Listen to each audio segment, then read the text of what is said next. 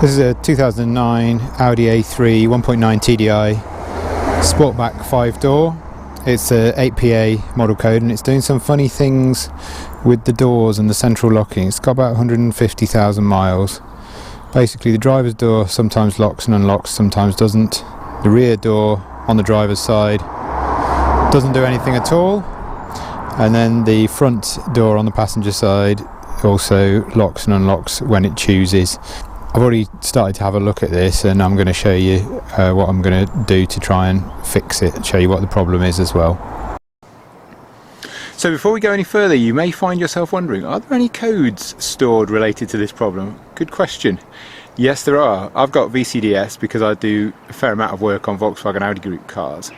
So let's have a look at all the codes. Yes, there is more than one. There's a fair few of them. Not all of them that you're going to see are related to this problem. I know that. Obviously it's an old Audi. It's got loads of niggling electrical problems. There's things to do with the heated mirror, for example, and the driver's side electric window switch. They are for another day, but nonetheless there's plenty of codes related to this, so we'll scroll them across the screen now, see what you think. So when I say show you what the problem is, I certainly think I've found what the problem might be for the driver's side. We'll come on to the passenger side later on. So I've disconnected the battery. What I'm going to do now is just remove this or pull this back so you can see what's going on behind there.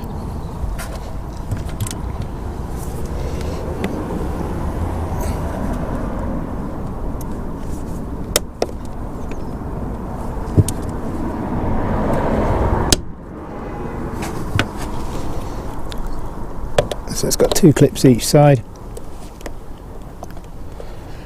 Slide that all back. You can already see I've done that for the other side.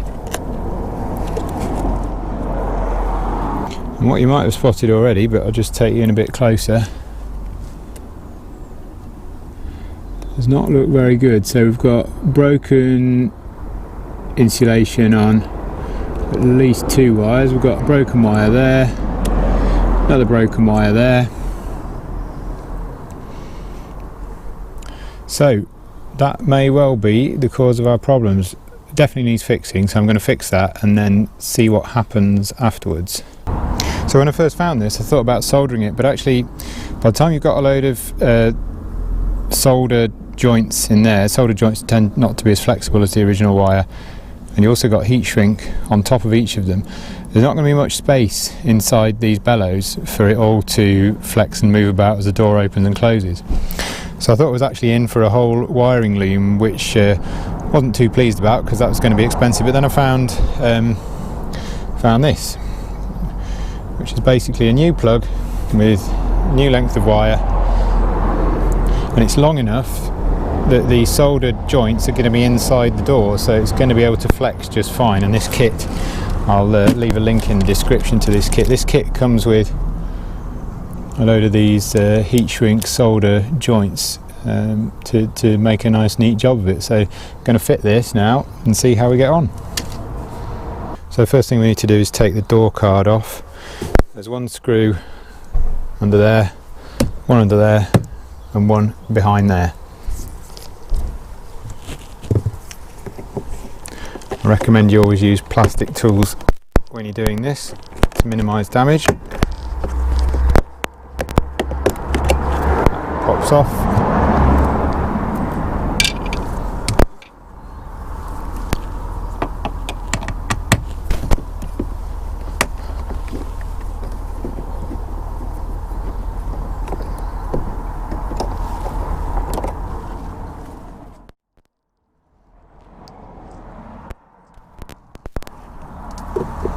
I think I've already taken that one out.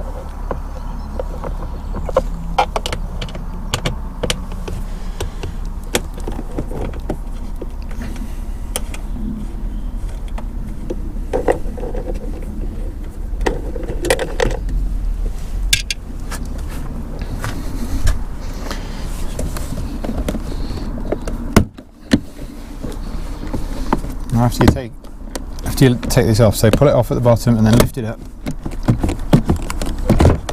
It comes out like that, and then it's still attached. So we've got two things we need to take off, which you might be able to see. behind. The first is the control wire for the handle. Got a hook on it like that. And the second is the door card wiring loom. So press that little tab in, lift the pink lever up, and then that comes out like that. We can put that out of the way. So then we have this collection of wire. I think we're probably going to need to loosen off a lot of this to give us the slack to pull the wire back through so that I can make the solder joints. So I'll just have a look at that now. So it certainly looks like the speaker is going to have to come out. That's some more of these T25 Torx.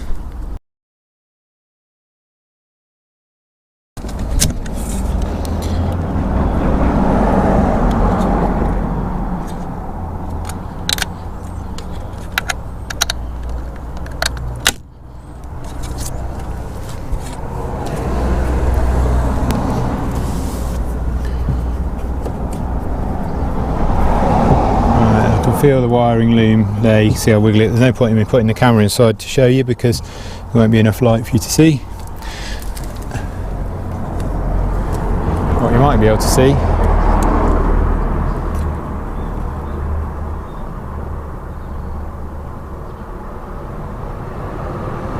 is the cable tie just there that's holding it in position. So I'm going to snip that and then let's see where we get.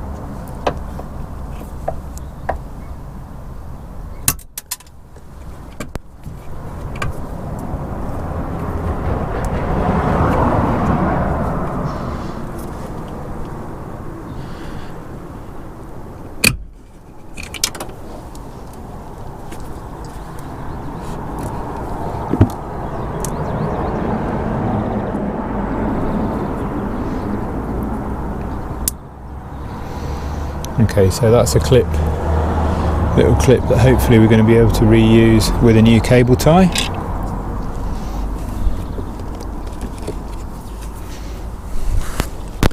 To remove this plug, it's a bit of a faff, but there's a tab just where my finger is.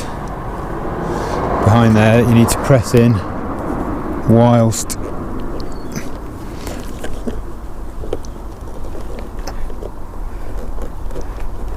pulling the plug out, he says.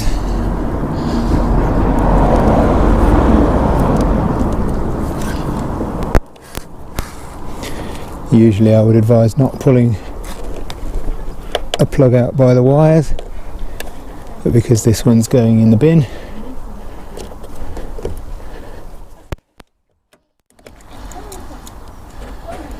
so there we go. Now let's see how much slack we've got here. Right, I think I need to release that as well.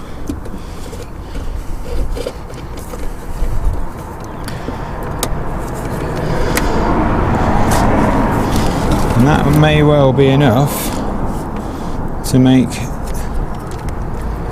the repair. Not quite, just need a bit more.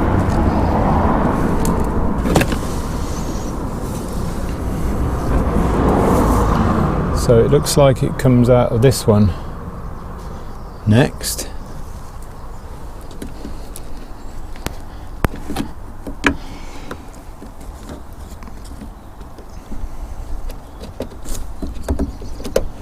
Yeah, I think so.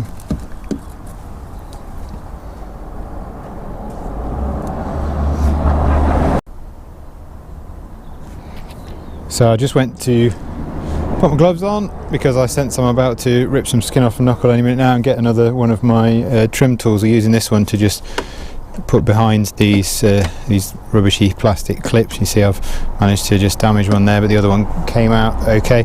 Just to loosen off this wiring loom a little bit. I think probably with that's going to be enough. Just going to unplug this out of here, and to do that red tab needs to come out first, and then there's a tab behind it you can press up and withdraw it like that, and then that is going to probably give me enough slack to pull that through to make this repair.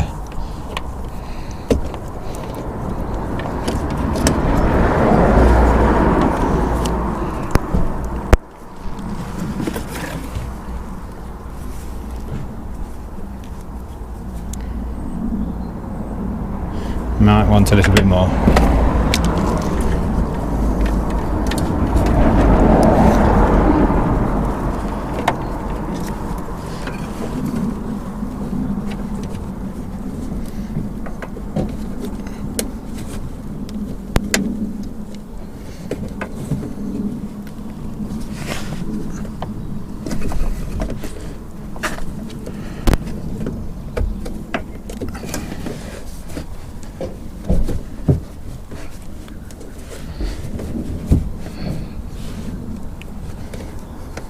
I'm taking that out now because I know that to get this boot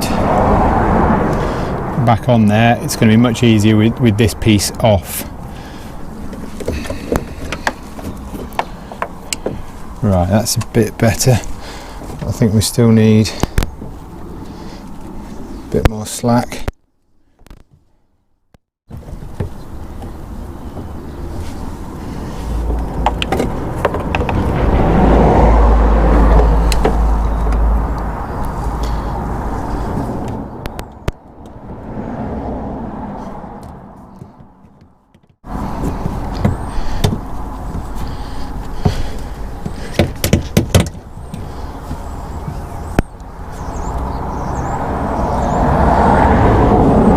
I'm trying to do this without taking this off because I know it's a pig to get off, and I'll probably break bits of it in taking it off.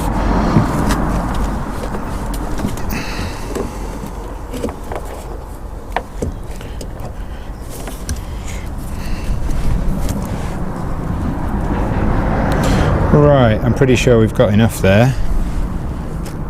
So now we need to start dissecting the wiring loom. I'm not going to video that because it'll be pretty dull for you to watch me undoing some bits of tape. So there we go, I've undone the tape. What I'm doing now before I get the wire cutters out is to just make sure that we've got exactly the same, so the plugs look exactly the same. Counting the number of wires: 2, 4, 6, 8, 10, 12. There's 13 wires in this replacement part that I bought. The car has got 1, 2, 3, 4, 5, 6, 7, 8, 9, 10, 11. I'd rather have it that way around than the other way around, and also I'm checking that I've got a wire in the replacement part in every position, the same position as every wire in the one I'm taking off, and I have. So I think we're ready to get started. I'm going to slide this all the way back.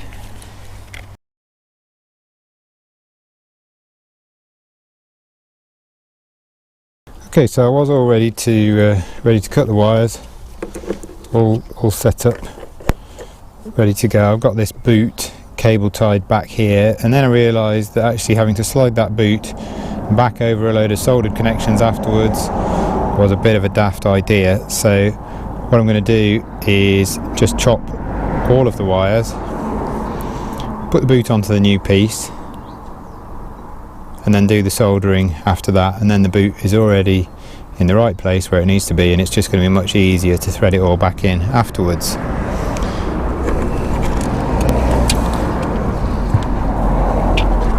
So I'm going to remove the cable tie that I'd put on to hold the boot.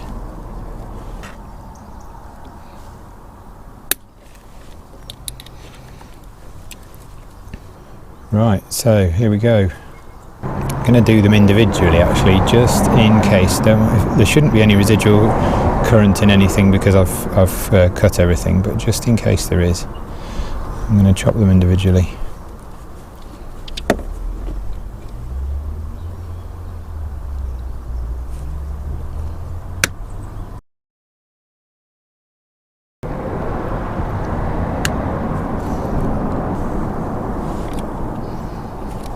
Okay, now I can slide this piece off here and that piece off here. And put the wires all the way through there like that, so they thread in more easily. Make sure we get it the right way around, and hopefully we'll be able to put that through there.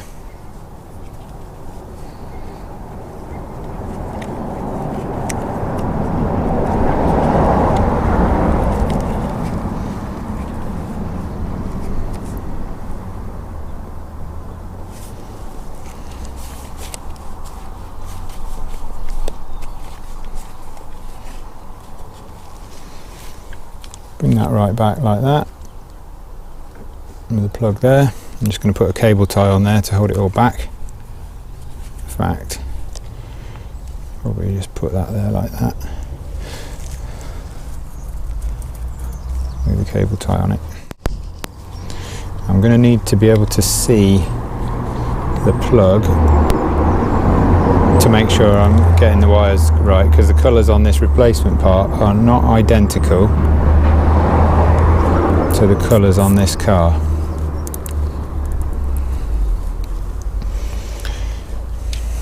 So for example, on the old plug, let's do the first one, let's get it set up.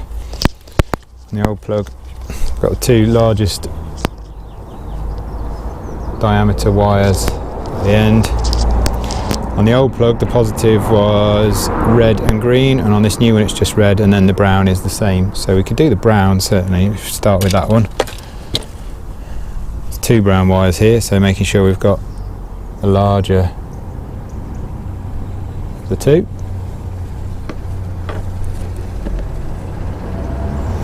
One thing you can tell straight away when you feel these wires is the difference in how brittle the old wiring is compared to this this new replacement part.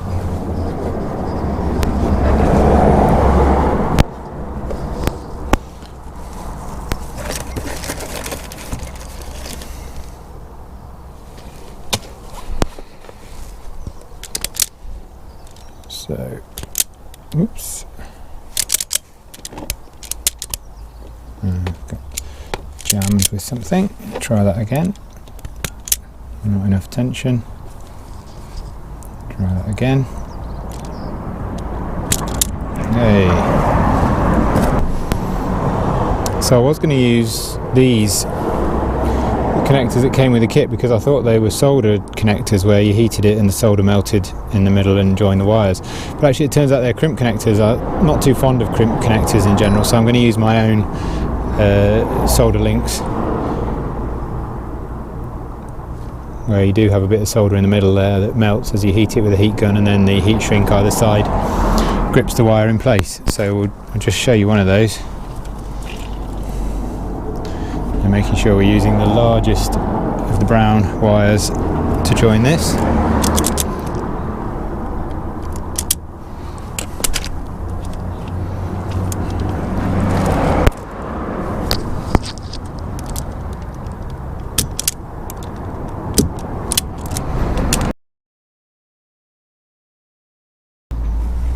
So I just thought you could join me for the last one. Just got this brown and orange wire left now. Just compare in here with the old one, brown and orange. You can see is the last pin on the left there, and on this side that's just going to be the plain orange. So plain orange on this side to brown and orange on there.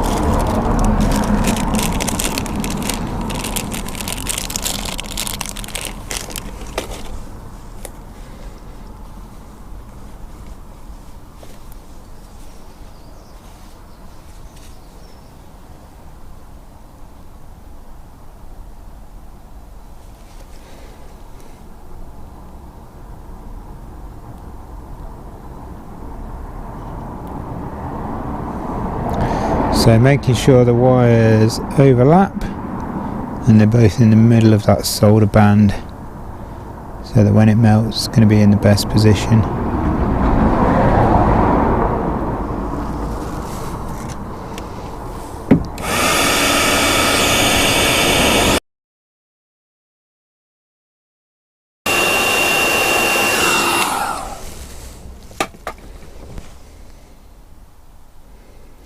Just holding it straight for a little while after we've melted the solder, just so that it all has time to cool down straight rather than bent. There you go, you can see it's gone opaque now, so that's cooled down. Okay, so now it's just a case of making a final check that I've connected all the wires together correctly before we put power on. I said earlier on as I was making this that we got some spares, and there they are, so I'll just cable tie those on there. Might put some heat shrink over the end of them just to stop them touching each other or anything else. So what I'm doing now is just wrapping it up with some amalgamating tape. This is great stuff. Give an extra layer of protection to it and keep it all neat.